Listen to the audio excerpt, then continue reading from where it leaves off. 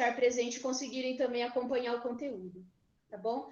Então, eu gostaria de desejar as boas-vindas, né, a todos na nossa aula.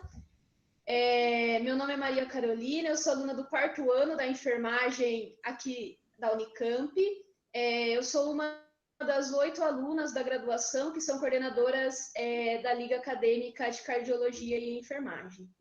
Né? As nossas atividades serão remotas nesse semestre, né? Então nós teremos aulas online uma vez ao mês.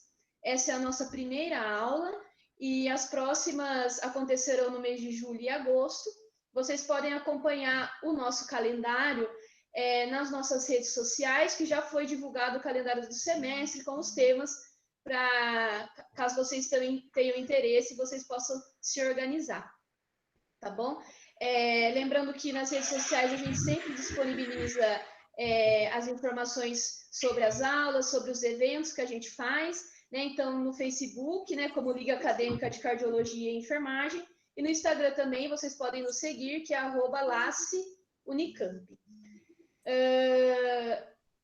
Nós vamos, então, disponibilizar um formulário nesta aula, né, no final dela, para que seja contabilizada a presença. Né? Então, são 2 critérios, né, para gerar o certificado. Um deles era se inscrever no site, né, para a aula, que eu acredito que todos vocês aqui tenham se inscrito. E o segundo deles é preencher esse formulário, né, como uma lista de presença, para a gente poder disponibilizar esses certificados, que chegarão a vocês até 15 dias depois de hoje, tá bom? As dúvidas eu acredito que vocês podem ir colocando no chat, né, durante a apresentação do professor. A gente pede por gentileza, né, para vocês manterem os microfones e as câmeras desligadas, né, para evitar interferências no vídeo e também no som e na apresentação do professor. Então, é com muita alegria, né, que hoje a gente vai ter a nossa primeira aula intitulada Doenças Metabólicas e Covid-19, os aspectos moleculares e imunológicos. A gente, desde já agradece, professor, a sua disponibilidade, né, que aceitou prontamente estar aqui com a gente numa sexta-feira à noite, como o senhor mesmo disse. E é muito prazeroso para a gente trazer profissionais, né, que não sejam só da nossa faculdade de enfermagem ou que não esteja ali no nosso núcleo, né, mas que também é um profissional de outra área, mas importante para a nossa formação. Né? Muitos de nós aqui que são da enfermagem da Unicamp tiveram aula com o senhor, né, e sabe o quão expert no assunto, né, então estamos muito felizes. Né, o professor Marcelo Mori, ele é docente do Instituto de Biologia da Unicamp, ele é chefe de departamento de Bioquímica e Biologia Tecidual do Instituto e membro da equipe do Força Tarefa Unicamp contra a Covid-19. Né, então, hoje nós vamos ter aí a apresentação e a discussão com o professor sobre esse assunto. Professor, fique à vontade, viu? Obrigado, Maria Carolina. Prazer é meu aqui rever caras familiares depois de aulas de biologia molecular e ter aqui uma audiência grande para uma sexta-feira à noite. É um prazer enorme. Bom, deixa eu compartilhar minha tela aqui e começar a falar um pouquinho, saudades das aulas. Infelizmente, a disciplina desse semestre terminou. Bom, então, eu vou falar um pouquinho para vocês hoje. Em linhas bem gerais, eu quero ser bem breve, porque eu quero deixar em aberto para a gente fazer um bate-papo aqui, uma discussão, porque o tema que eu venho aqui trazer, que é doenças metabólicas e Covid-19, aspectos moleculares e imunológicos, é um tema ainda muito em aberto, né? Existem mais dúvidas do que certezas. Assim como existem mais dúvidas do que certezas sobre Covid-19, esse ponto em particular, que é um ponto importante, ele traz ainda muitas incertezas. Então, é mais um uma noção para vocês aonde que a gente está nesse tema e como ele pode impactar, né, o nosso, como que a gente deve lidar com essa doença que está comprometendo de uma forma bastante significativa vários aspectos da sociedade, não só na saúde pública, mas também na economia e em vários aspectos. Bom, o outline da palestra, eu vou falar um pouquinho sobre Covid-19, sobre SARS-CoV-2, né, que é o vírus que causa a Covid-19, os mecanismos de infecção, né, como que o vírus entra na célula, como ele se replica, qual que é a fisiopatologia da doença, né, o que causa a infecção, quais são os fatores de risco. Tudo isso a gente já ouviu falar no jornal, revista, internet, enfim, mas eu vou trazer um aspecto mais científico para isso, e do ponto de vista molecular, principalmente. E aí eu vou chegar nessa discussão aqui, que é a relação da Covid-19 com doenças metabólicas, e falar um pouquinho no final sobre a força-tarefa da Unicamp contra a Covid-19, e o que a gente vem fazendo para tentar mitigar os efeitos da pandemia. Bom, eu acho que falar muito sobre Covid-19 é desnecessário. É uma doença infecciosa causada por um tipo de coronavírus, que é o coronavírus da Síndrome Respiratória Aguda Grave, tipo 2, chamado de SARS-CoV-2. O coronavírus é um tipo de vírus que tem essa característica, é um vírus que tem um envelope, né, uma membrana, e tem essas estruturas proteicas que a gente chama de spike protein, né, ou proteínas espículas, em geral a gente chama de spike, ou S, que formam essa característica que parece uma coroa, por isso que ele é chamado de coronavírus. Esse SARS-CoV-2, esse vírus, ele apareceu mais recentemente, no final do ano passado, na região de Wuhan, lá na China. Ainda a causa mais provável é algum tipo de mutação que aconteceu no reservatório animal, né, ou morcegos, ou num outro tipo de marsupial lá que eles consomem como iguaria ali na região de Wuhan, e isso acabou se espalhando de lá para o mundo inteiro e criando, então, gerando essa pandemia que nos assola até então. Bom, como que o vírus, ele entra na célula, né? O vírus, então, é um vírus de membrana, ele tem uma membrana, um envelope de membrana aqui, e ele tem inserido nessa membrana essas proteínas chamadas de proteína spike, ou proteína S. Essa proteína spike, ela interage com uma proteína humana que está na membrana celular, principalmente de células epiteliais e células endoteliais, chamada de ACE2, né, ou ACE2, ou ECA2, se a gente traduzir para o português.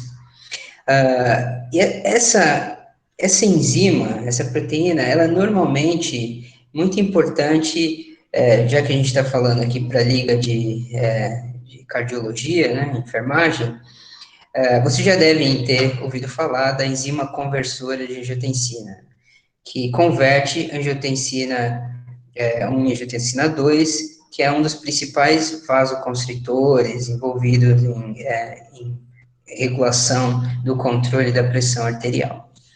A ACE2 é um tipo de enzima conversora de angiotensina que converte a angiotensina em um outro peptídeo, que é a angiotensina 1,7. e também tem papel importante no sistema cardiovascular, no controle da pressão arterial. No entanto, por né, seleção natural, o vírus utiliza essa proteína como uma proteína para ancorar né, o vírus via proteína spike na membrana da célula epitelial. E aí, quando ele está preso, interagindo com o ACE2, uma protease que também está na membrana, que tem esse nome horrível aqui, gigantesco, que é TMPRSS2, cliva essa proteína spike, proteína ACE, e faz com que o vírus, então, seja internalizado. Então, ele se funde a membrana e ele joga o seu conteúdo genético para dentro da célula. O conteúdo genético desse tipo de vírus é um RNA.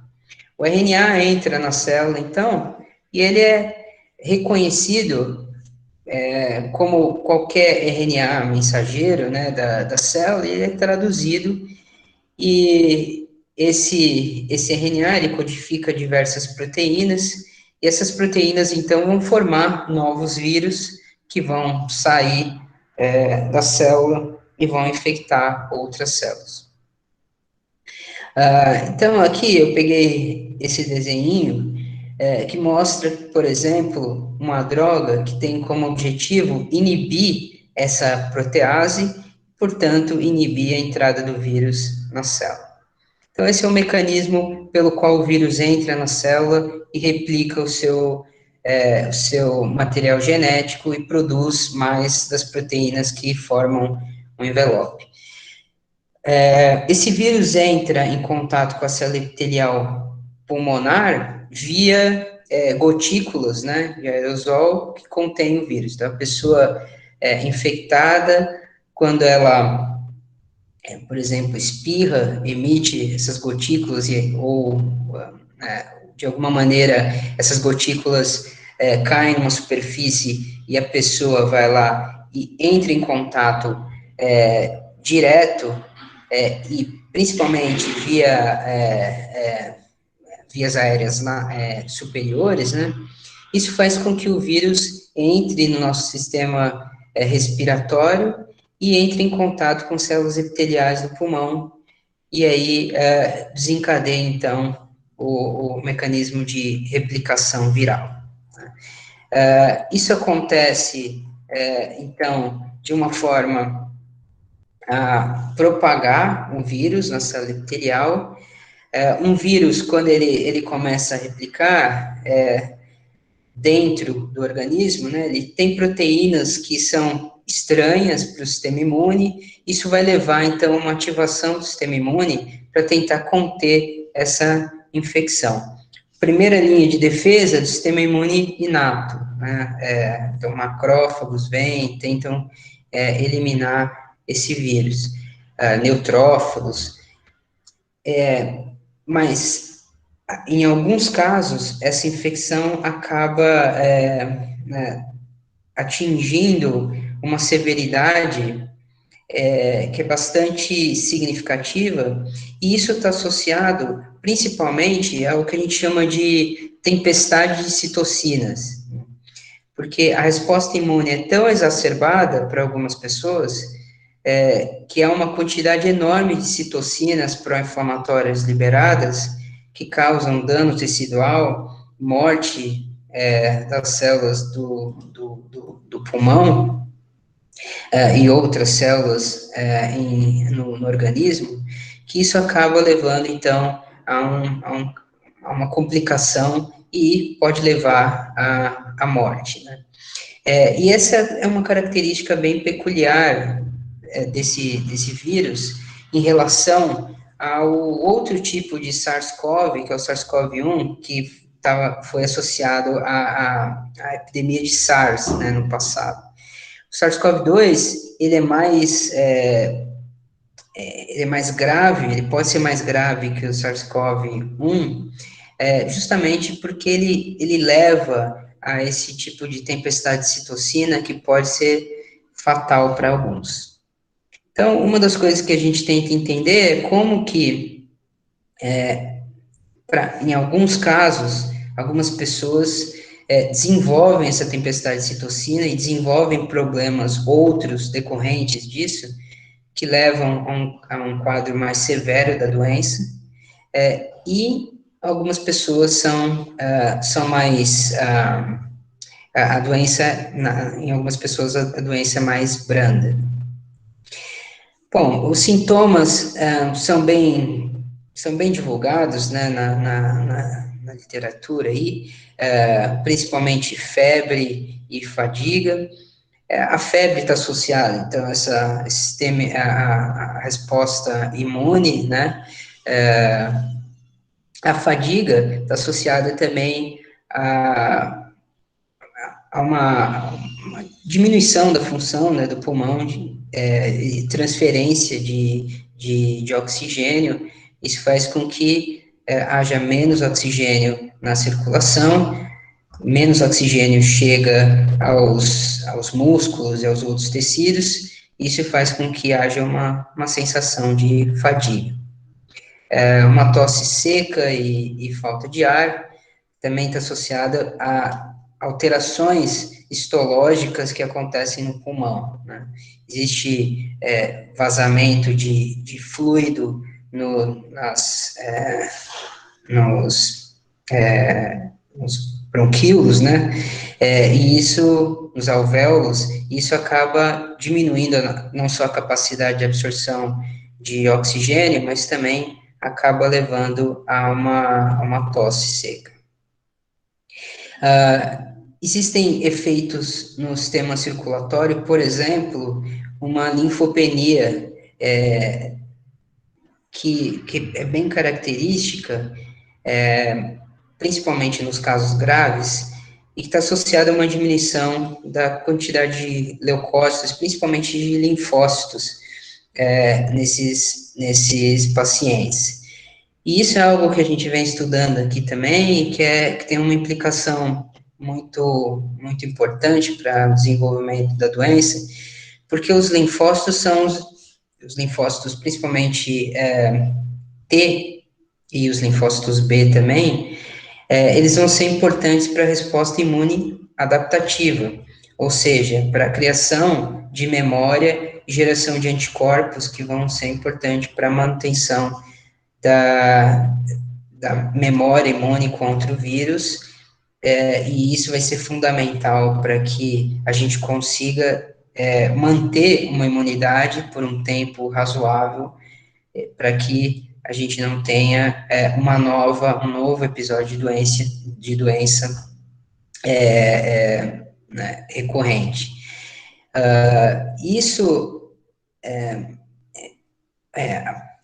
Isso acaba sendo um pouco, vamos dizer assim, frustrante, né, do ponto de vista de desenvolvimento de vacinas e de como que a gente vai lidar com essa doença, porque, não sei se vocês viram, uma semana atrás, talvez essa semana até, saiu um artigo mostrando que o título de anticorpos, né, de GGs criados contra a SARS-CoV-2 diminui um nível bastante significativo depois de alguns meses, principalmente em pessoas assintomáticas. Então, o sistema imune, de certa forma, ele não está montando uma resposta bastante efetiva, né? Não que isso seja bastante preocupante, porque, de fato, o sistema imune, ele cria uma resposta, a gente vê que existe uma imunidade sendo criada, né? Mas é algo que a gente ainda está estudando e para saber por quanto tempo a gente consegue manter essa memória contra o vírus. E há também disfunções renais associadas a alterações hemodinâmicas, alterações também, muito dano tecidual, isso leva também à disfunção renal. Existem outros sintomas que estão sendo estudados, existem evidências de sintomas neurais, né, alterações de comportamento, existem evidências ainda elusivas, mas que são muito prováveis que o vírus alcança o sistema nervoso central e tem um efeito no sistema nervoso central, enfim, tem efeitos cardíacos também, foi visto que o vírus consegue infectar cardiomiócitos, isso pode ter um impacto também no coração. Bom, agora, o que eu falei para vocês que existem diferenças entre o grau de severidade da doença. A gente vê que isso, né, são evidências, inclusive, anedóticas, a gente vê na televisão, tem muitos assintomáticos, tem alguns que têm uma doença mais severa, que progride para pneumonia, e eventualmente até óbito, e a gente ainda está tentando entender quais são os fatores de risco para isso, né? Bom, o que ficou muito óbvio a partir das primeiras análises epidemiológicas é que indivíduos idosos têm mais suscetibilidade à forma severa da doença, né? E alguns indivíduos com doenças crônicas, como, por exemplo, doenças cardiovasculares e obesidade e diabetes, também tinham um risco elevado à doença grave, né? E eu trouxe essa tabela, não sei se dá para ver, mas eu vou falar um pouquinho mais sobre ela. É uma tabela de um artigo que ainda não foi publicado, ele está em preprint, ou seja, ele foi depositado numa plataforma, mas ele ainda não foi revisado por pares, mas que trouxe dados epidemiológicos de 17 milhões de pessoas, e tentou relacionar, né, o risco, na verdade, o fator de risco para mortalidade em relação a diferentes tipos de parâmetros, né? Por exemplo, eles compararam aqui diferentes faixas etárias, e aí eles mostraram, a linha pontilhada aqui é a média, né? O risco médio, e tudo que está à direita mostra um risco elevado, tudo que está à esquerda mostra um risco menor, né? Então, ou seja, uma proteção. Então, vocês veem aqui que indivíduos jovens, entre 18 e 39 anos, apresentam uma proteção, né, relativa à média, que isso vai progressivamente se perdendo. Na verdade, há um aumento progressivo do risco. Nesse estudo, o maior risco, a maior característica associada à mortalidade induzida por Covid-19 foi ter uma idade maior do que 80 anos, certo? Isso, de longe, é o fator o risco mais preponderante aqui. E aí, em seguida, ter entre 70 e 79 anos.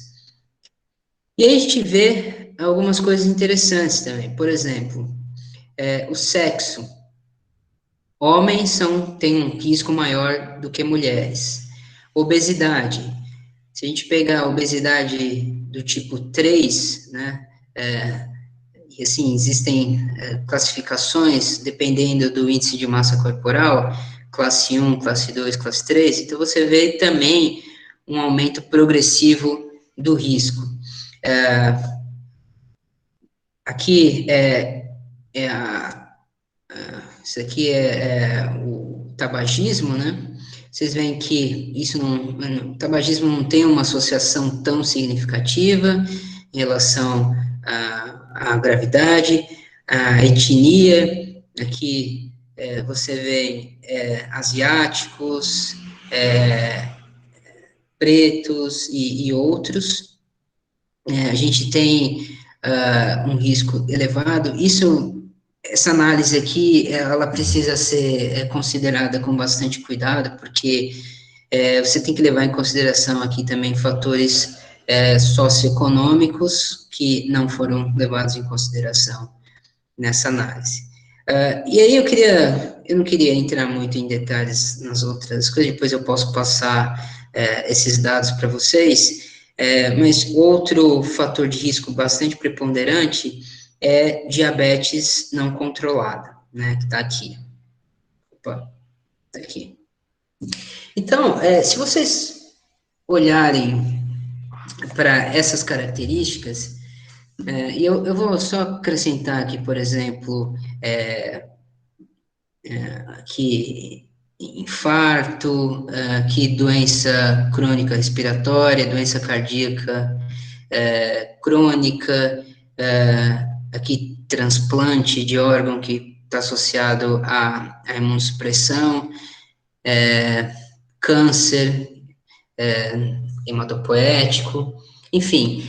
Se a gente considerar de uma forma mais ampla, essas doenças, elas são doenças crônicas que aparecem principalmente com envelhecimento, né?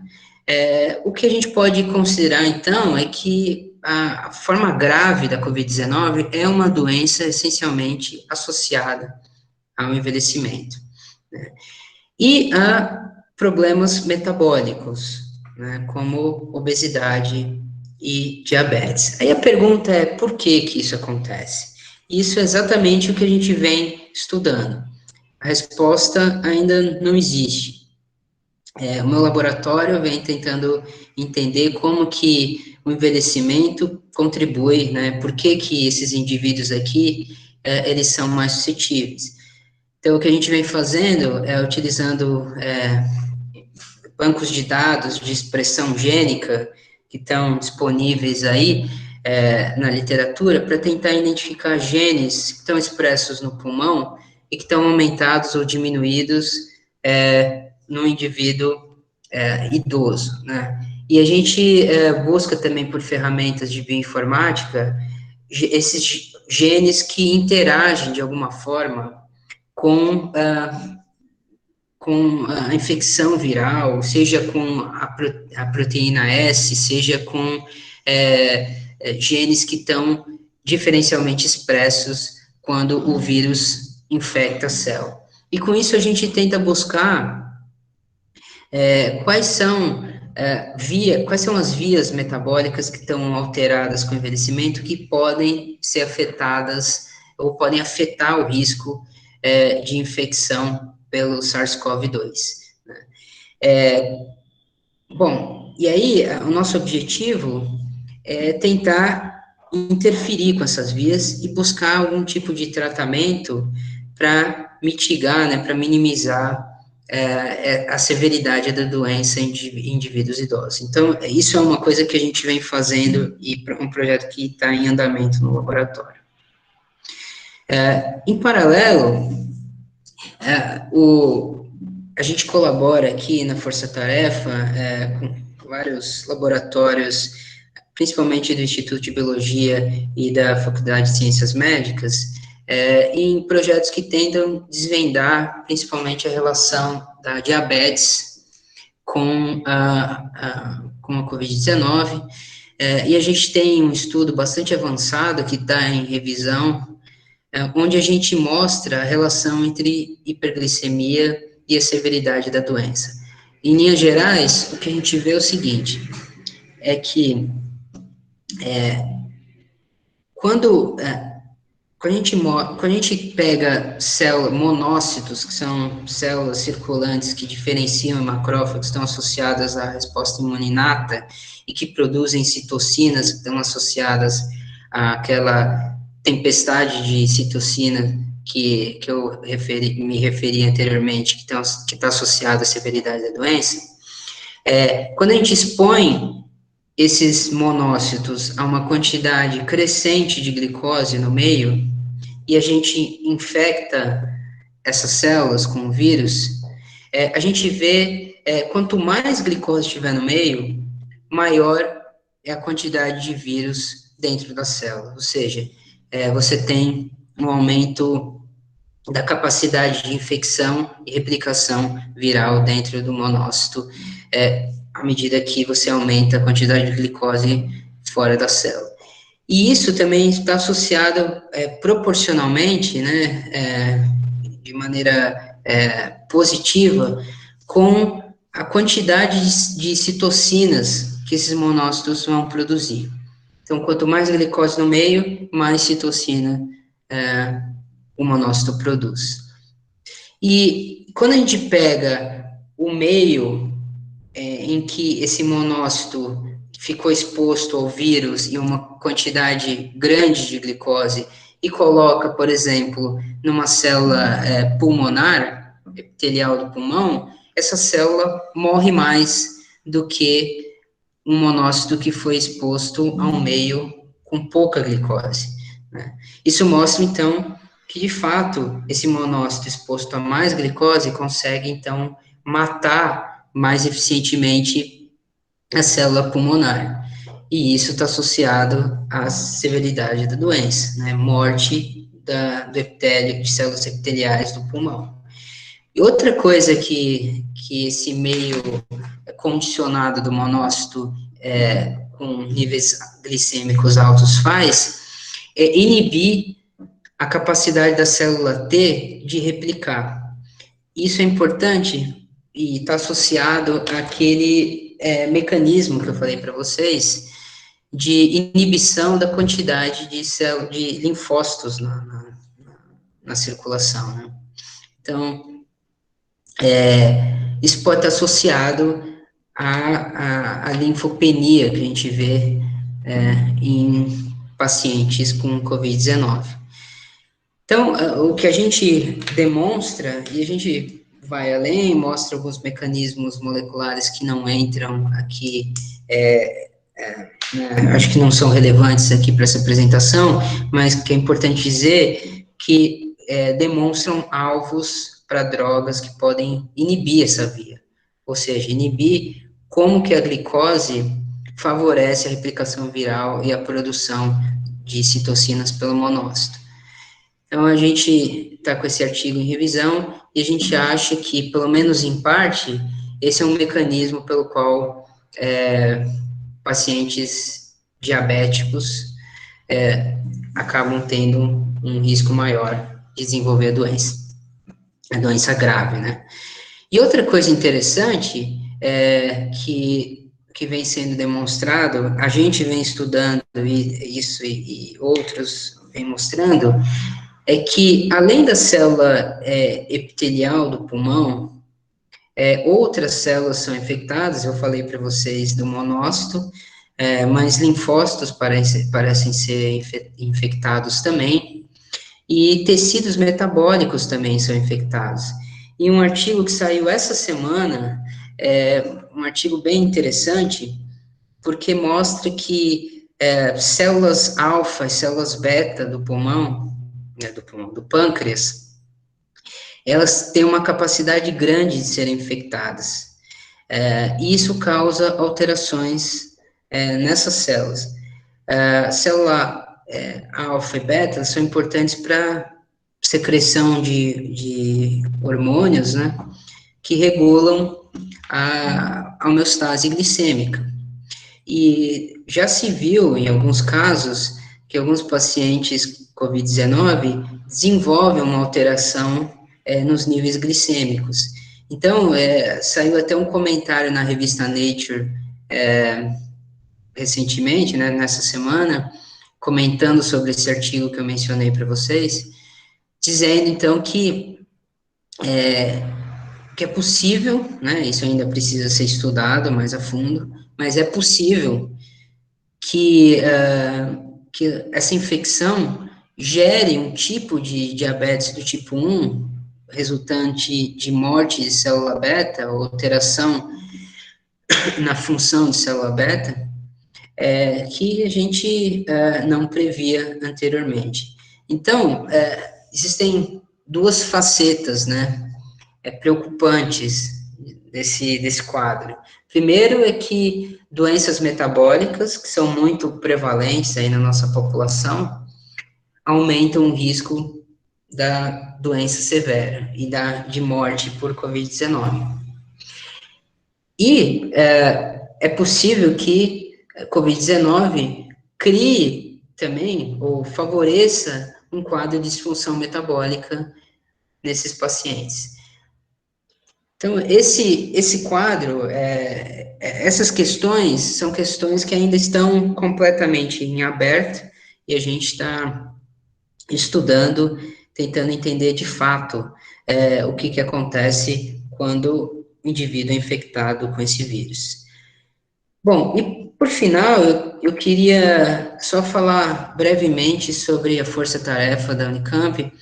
Eu sou o coordenador dessa força-tarefa e eu queria contar uma história breve, assim, sobre como ela foi formada e como que a gente está atuando em diferentes frentes para tentar prover soluções contra a Covid-19.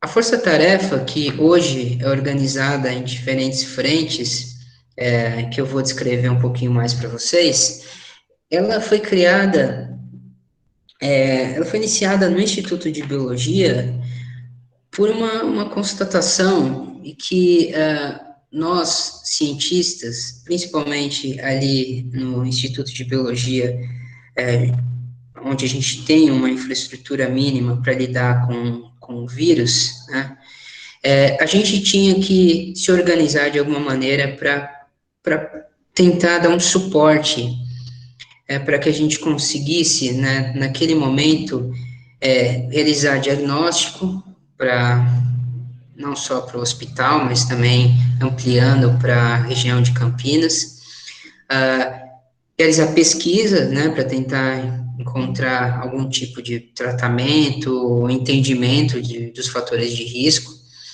realizar ensaios clínicos também, que são importantes para testar esses tratamentos, e várias outras iniciativas que a gente achava que só seriam possíveis se a gente tivesse uma organização, se a gente tivesse uma força-tarefa solidária, altruísta, que tivesse voltada para tentar prover essas soluções.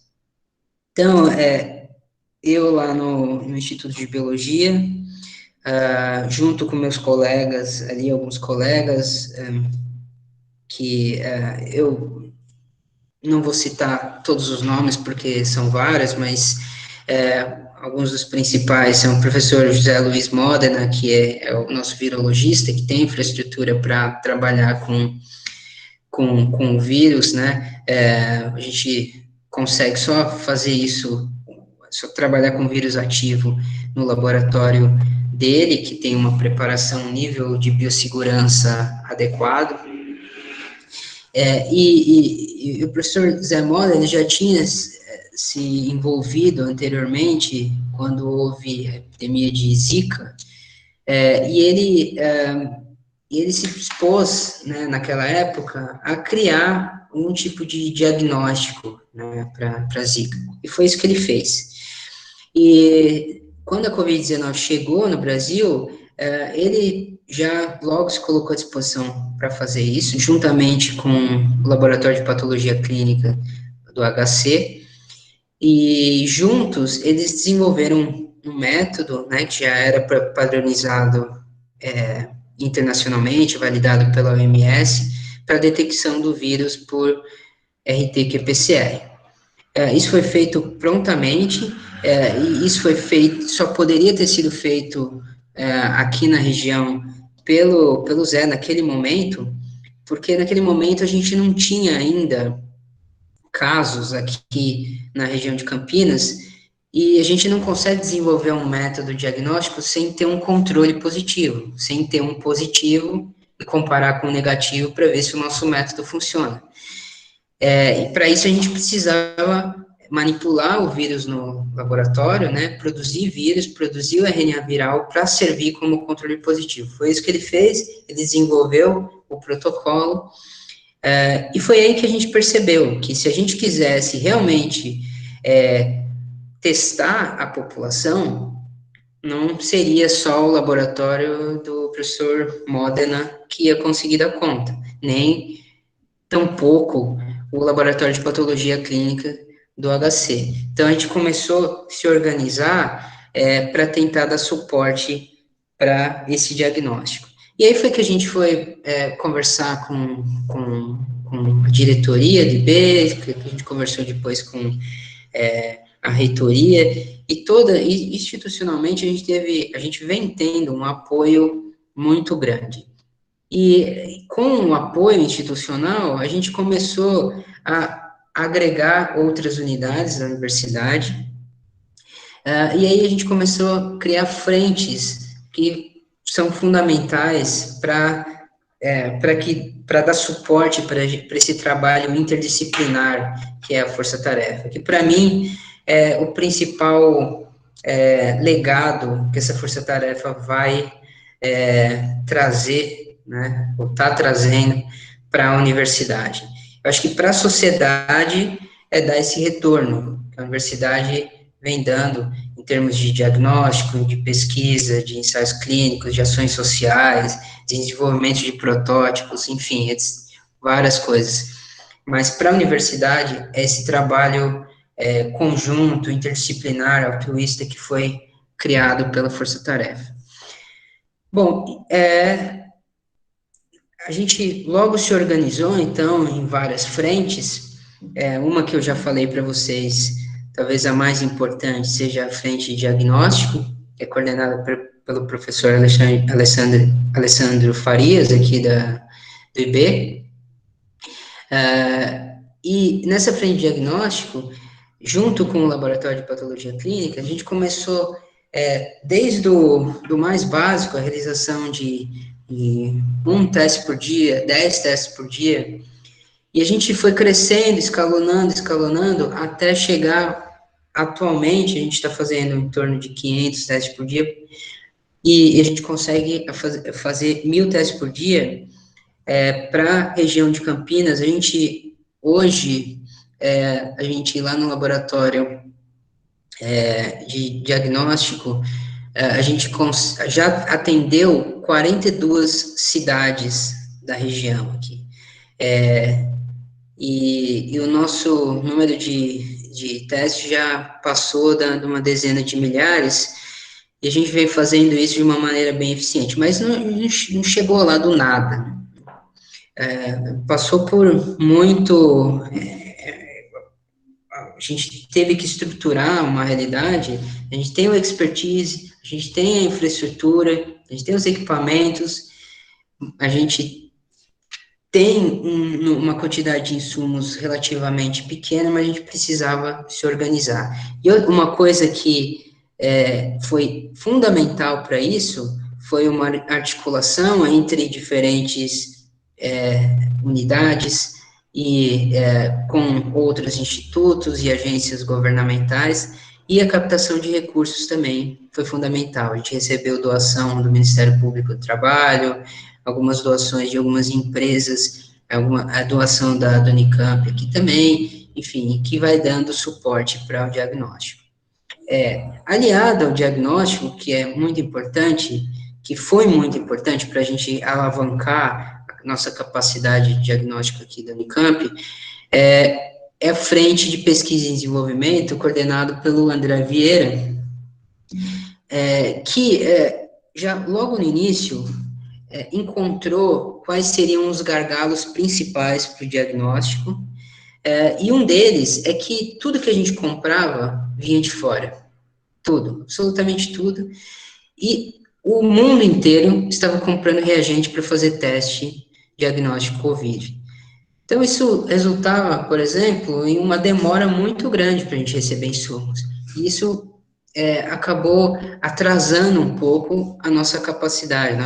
A nossa capacidade de aumentar o número de testes que a gente podia fazer. O que o André Vieira e o time dele fizeram?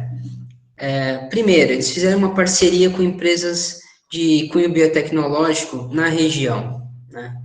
Então, a gente começou a substituir reagentes. Antes, a gente comprava de fora, alguns reagentes a gente começou a comprar do nosso vizinho aqui, né? E isso mostra, assim, a nossa capacidade de fazer pesquisa, diagnóstico, é muito dependente do mercado externo.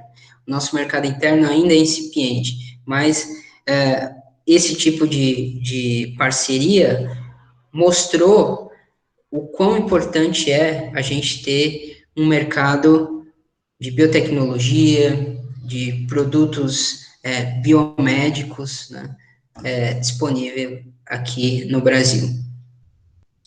Coisas elementares do tipo um swab para coleta, a gente comprava tudo de fora. Né, a malha que é utilizada no swab, que é padronizado, é uma malha de rayon, né, um material que é chamado de rayon, que é importado da China. Né? Então, a gente era muito dependente, a frente de pesquisa e desenvolvimento levou a gente a um nível onde hoje a gente é basicamente independente, certo? A gente conseguiu encontrar soluções locais, soluções com empresas de cunho biotecnológico na região. E, aliadas, essas duas frentes conseguiram, então, dar uma alavancada na nossa capacidade de teste. Isso vem crescendo a cada dia.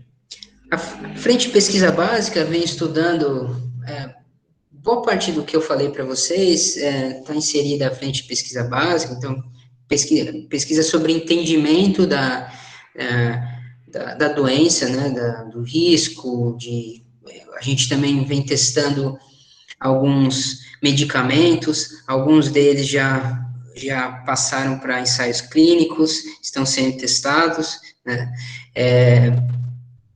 E isso é muito importante para a gente conseguir alcançar um tratamento o quanto antes, enquanto a gente não tem a vacina. Associado, então, à frente de pesquisa básica, a gente tem uma frente de ensaios clínicos, existem alguns ensaios clínicos em andamento, aqui no HC, no Hospital de Sumaré, e esses ensaios clínicos ainda estão em andamento, a gente não tem resultado ainda, mas é importante dizer que alguns ensaios clínicos estão em andamento aqui. Bom,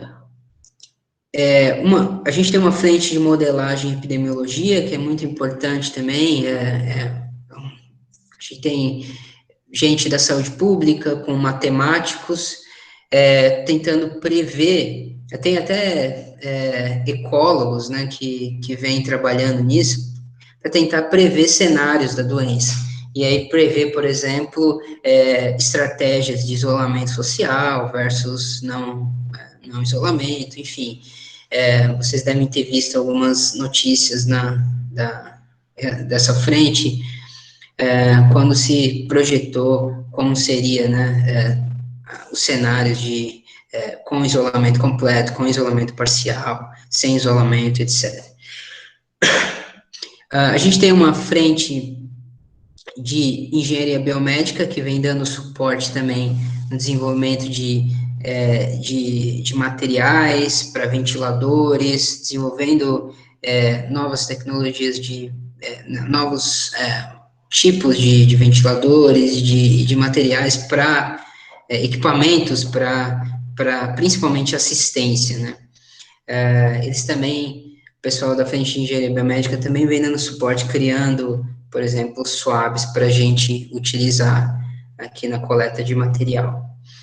A gente tem uma frente tecnológica que também é bastante importante, porque ela alia a engenharia com a biomedicina, nesse caso, né, e vem trazendo diferentes soluções biotecnológicas para a problemática. Por exemplo, novos protótipos para desinfecção de superfícies, de material, para reutilização de material, e eu não sei se vocês viram, saiu uma reportagem, foi desenvolvida uma máscara, por exemplo, com partículas de prata, que tem um caráter de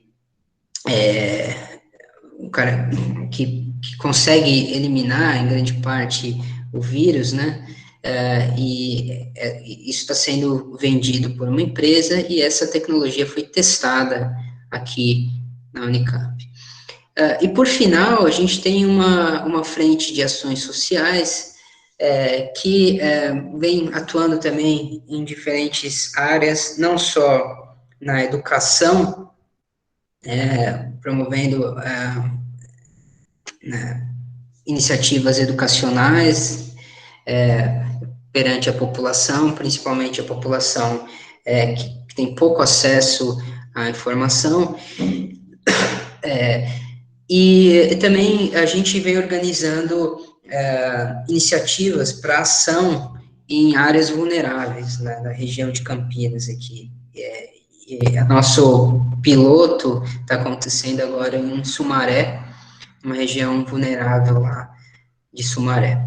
E a ideia é tentar fazer monitoramento da doença e intervir se for necessário, né, com intervenções, por exemplo, de isolamento, né, não farmacológicas. E um exemplo de sucesso aí da Frente de Ações Sociais é o convencimento, né, junto com o Ministério Público do Trabalho, para essas empresas de entrega por aplicativo regularizarem, né, toda a proteção, né, ensinarem, né, darem instruções e protegerem os motoristas, e isso é fantástico, porque em tempos de isolamento, as entregas, esses motoristas, eles acabam sendo os principais vetores, né, para a transmissão da doença, já que eles vão aí contactando diferentes indivíduos. Então, é fundamental que eles estejam protegidos para que também consigam minimizar a transmissão da doença. Então é isso, a gente está ainda bastante ativo na força-tarefa, e eu queria terminar aqui e deixar aberto. Eu achei que ia falar rapidamente, mas me empolguei. Mas se tiver tempo para responder algumas questões, eu estou disponível. Obrigado.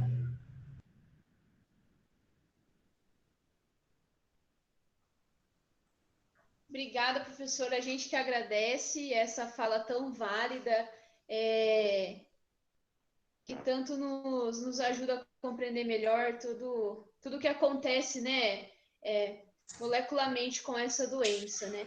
E a gente teve uma pergunta aqui que foi feita durante a aula, que foi feita pelo Romário, que diz: professor, poderia esclarecer se diferentes tipagens sanguíneas podem piorar o quadro clínico daqueles que possuem Covid-19? Bom, houve uma discussão sobre isso. Ainda a informação é bastante incipiente, porque, assim, a gente tem que considerar que a gente está em um momento bastante peculiar, né? Onde as descobertas aparecem e a sociedade está ávida, né, por informações, por soluções, por conhecimento. Só que a ciência, ela demora um pouco. O processo de análise de dados científicos acontece de uma forma bastante morosa, né? Por exemplo, a gente desenvolve os experimentos precisam ser controlados, enfim, demora um pouco. E aí a gente escreve um artigo, a gente submete o artigo é revisado pelos pares, volta, geralmente demora meses para a gente conseguir, aí sim, publicar. E aí, de uma forma ideal, um artigo só publicado não é nada, né? É importante? É. Mas algo se torna sólido quando outras pessoas confirmam, outros grupos de forma independente.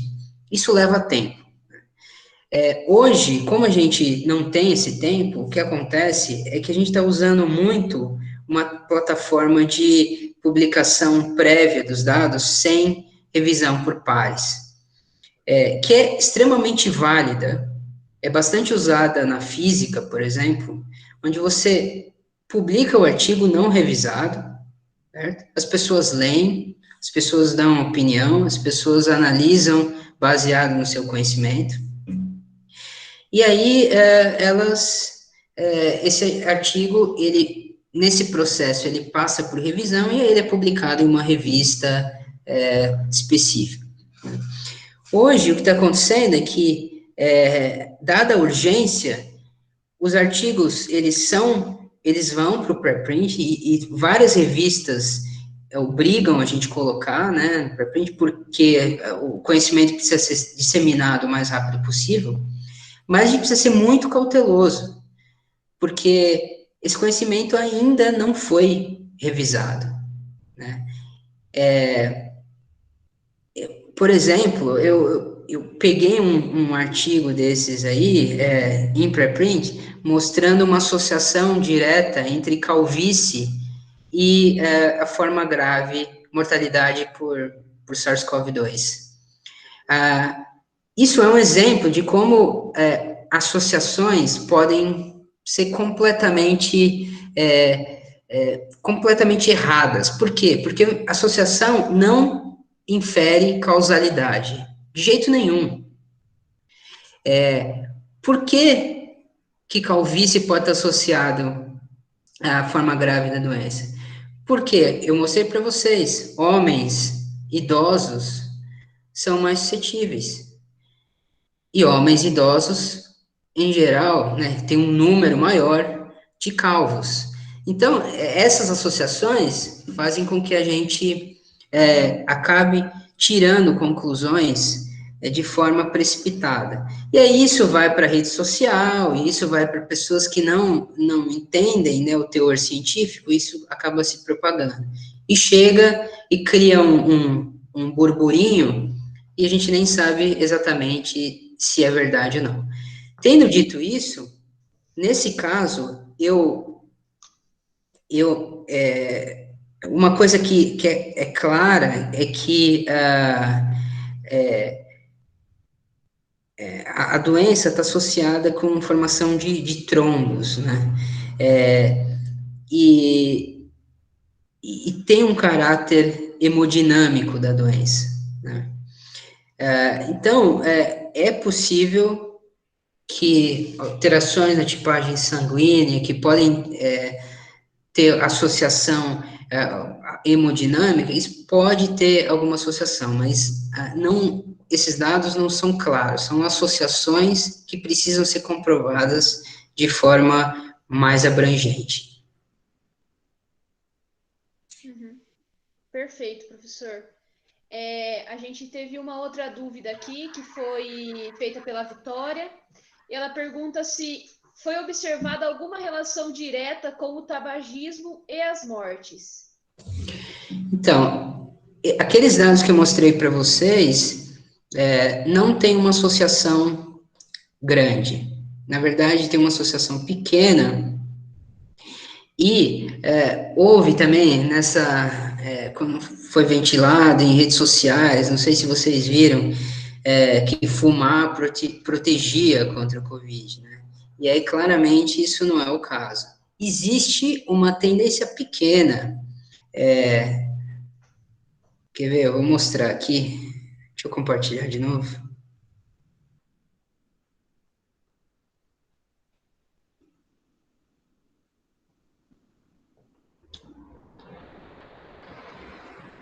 Estão vendo? Estão vendo aí? Está Então, aparecendo, professor. aqui, ó, aqui é o que é o não fumante, esse aqui é o ex-fumante, esse aqui é o fumante ativo.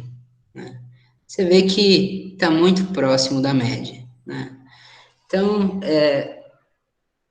a resposta é, com esses dados, que são dados bastante robustos, e que tem 19 milhões de indivíduos, né, que foram analisados, mas com foco em mortalidade, a gente não tem uma associação clara.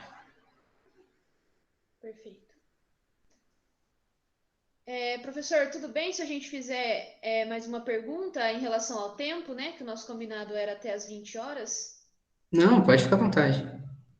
Uma pergunta da Juliana, ela diz: minha dúvida é se uma pessoa com a diabetes controlada ainda tem essa alteração nos monócitos, que pode levar ao agravamento da doença. Bom, a nossa associação que a gente vê é uma associação ainda in vitro, ou seja, ainda em cultura, né, de célula. O que a gente vê é um aumento progressivo. À medida que a gente vai aumentando a glicemia, a quantidade de vírus no monócito aumenta e a quantidade de citocinas produzida por esse monócito aumenta. Então, isso nos leva a crer que no paciente a gente deve ter, né, com a diminuição da glicemia, com o controle da glicemia, a gente pode ter uma diminuição dessa severidade. Mas isso é uma inferência, né? É uma especulação baseada em dados in vitro. O que a gente sabe é que a gente tem dados também preliminares que mostram que indivíduos obesos e diabéticos, eles têm mais, eles têm o monócito, ele acaba tendo uma maior infecção. Então, o que a gente espera é que sim, se a gente conseguir controlar a glicemia, a gente vai diminuir a infecção do monócito, e diminuindo a infecção do monócito, a gente vai diminuir, então, a produção de citocinas. Diminuindo a produção de citocinas, a gente vai minimizar os efeitos da doença. Perfeito. A gente tem mais uma pergunta aqui, que é a da Emanuele. Eu acredito que é a última pergunta, né, dessa nossa discussão, por conta do horário. E ela pergunta, né, por que a doença, né, afeta mais homens? É por conta de ACE2? Boa pergunta. Isso foi estudado, vem sendo estudado, né? Se homens e mulheres têm diferenças em ACE2. E aparentemente não. Existem sugestões que hormônios sexuais podem ter um papel, mas ainda não foi demonstrado. Agora, uma coisa, algo que eu vou trazer aqui, que é pertinente ao tema da apresentação, e que é simplesmente uma hipótese, eu não estou dizendo que seja isso, mas é fato que homens têm um risco elevado de doenças metabólicas, doenças cardiovasculares, em relação às mulheres. E homens morrem mais cedo, em geral, do que mulheres, né? E aí é possível que tanto o risco para a Covid-19 quanto o risco para essas doenças crônicas, cardiometabólicas e envelhecimento pode estar associado e ser aumentado no homem, né? Então, isso é algo que a gente precisa ainda entender, mas é uma possibilidade. Perfeito, professor. A gente agradece muito a sua disponibilidade e essa super aula que o senhor nos deu aqui nessa noite, né? Fique sempre à vontade para estar conosco, né, nas nossas aulas. Quando precisar de nós, também nós estamos à disposição, viu? Muito obrigada. Depois, se o senhor olhar no chat, né, a gente tem a manifestação, né, dos participantes aqui em relação à aula, né, que foi muito boa de verdade. Obrigado, obrigado. Foi ótimo e eu queria agradecer a todos aí, a todas, e a gente se vê por aí, pelos corredores, e queria também colocar à disposição, né, qualquer tipo de colaboração que a Força Tarefa pode ter, com a enfermagem, com a escola de enfermagem, né? Eu estou à disposição. Se vocês quiserem entrar em contato comigo, a gente pode conversar sobre o tema, tá bom? Perfeito.